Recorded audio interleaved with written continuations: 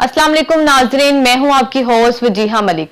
आज के मौजू पर गुफ्तगू करने के लिए हमारे साथ मौजूद हैं लीगल लॉ फर्म से एडवोकेट राना दिलावर अली साहब। जी दिलावर अली साहब, कैसे हैं आप? अल्हम्दुलिल्लाह, आप कैसी हैं? अल्लाह का शुक्र। दिलावर अली साहब, आज का हमारा मौजू है अरेस्टेड पर्सन के बारे में। मेरा पहला सवाल आपसे ये है, अरेस्ट क्या है? जी बिल्कुल। अरेस्ट जो है वो बेसिकली हमारे सोसाइटी में एक कॉन्सेप्ट बहुत गलत है कि किसी भी पर्सन को गिरफ्तार करने के लिए पुलिस आती है, धक्कम पेल करती है, गिरेबान से पकड़ती है, घसीटती है या हथकड़ियाँ लगाती है, उसे ज़ोर ज़बरदस्ती ले जाती है। ऐसा कुछ नहीं है। जी, arrest basically custody of body है।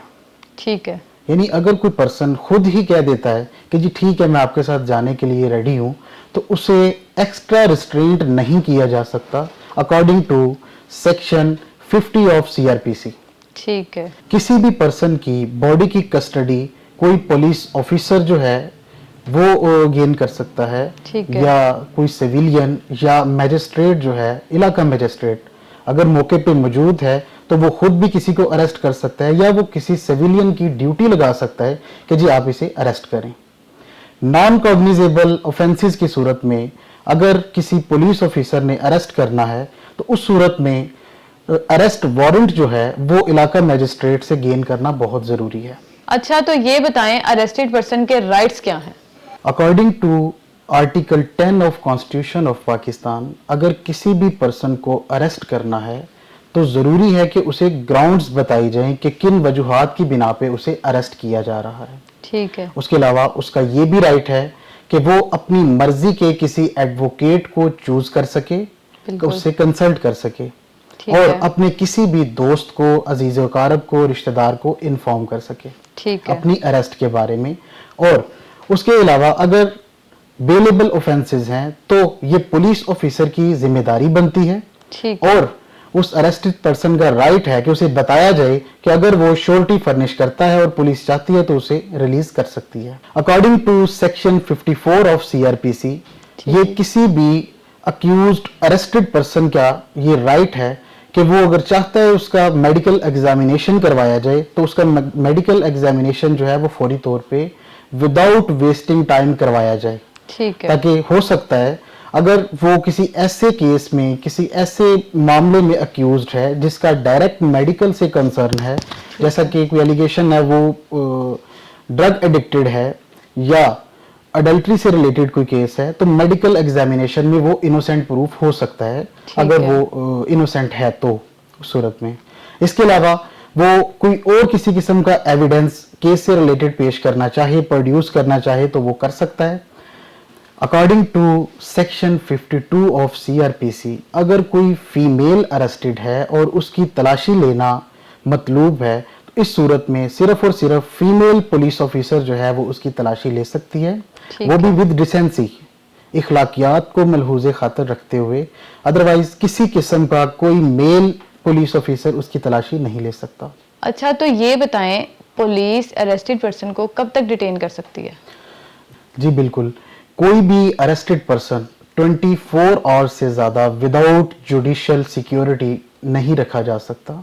ठीक है। अगर उसे 24 आवर्स से ज़्यादा डिटेन रखेंगे तो वो इलीगल डिटेंशन होगी। उस सूरत में पुलिस के अगेंस्ट जो है वो एफआईआर बाकायदा दर्ज हो सकती है। लेकिन इन 24 आवर्स में जो ट्रैवलिंग टाइम है, आपका जर्नी का टाइम, वो काउंट नहीं होगा। उसके बाद जैसे ही वो अक्यूज्ड पर्सन को कोर्ट में पेश करते हैं, in case of bailable offences as a matter of right, ये पर्सन का राइट है कि उसे बेल ग्रांट की जाए कोर्ट की तरफ से। इन case of non bailable offences, court की डिस्क्रिशन है कि वो उस पर्सन को जुडिशियल रिमांड पे भेज दे या फिजिकल रिमांड पे दे दे। तो अच्छा, ये बताएं क्या पुलिस रिमांड में फिजिकल तौर पर टॉर्चर कर सकती है? नहीं नहीं, ऐसा कोई कॉन्सेप्ट नहीं है। फिजिकल रिमांड या जिस्मानी रिमांड से मुराद कस्टडी ऑफ बॉडी है। इसका मतलब बिल्कुल भी टॉर्चर करना नहीं है। ठीक है। क्योंकि पुलिस का काम सिर्फ कलेक्शन ऑफ एविडेंस है, कोई डिसीजन देना या किसी को टॉर्चर करना नहीं है। According to article 14 of constitution of Pakistan, किसी भी पर्सन को टॉर्चर नहीं किया जा सकता for the purpose of collecting evidence. सही। और according to article 4 of constitution of Pakistan किसी भी पर्सन को कंपेल नहीं किया जा सकता कुछ भी ऐसा काम करने के लिए जिसके लिए कानून उसे बाउंड टू नहीं करता।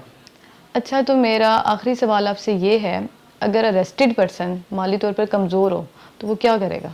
जी बिल्कुल, अगर कोई पर्सन फाइनेंशियली बहुत वीक है और वो एक्सपेंसेस जो हैं एडवोकेसी के बियर नहीं कर सकता ठीक या है। वो खुद चाहता है तो उसे फ्री लीगल एड प्रोवाइड की जाएगी।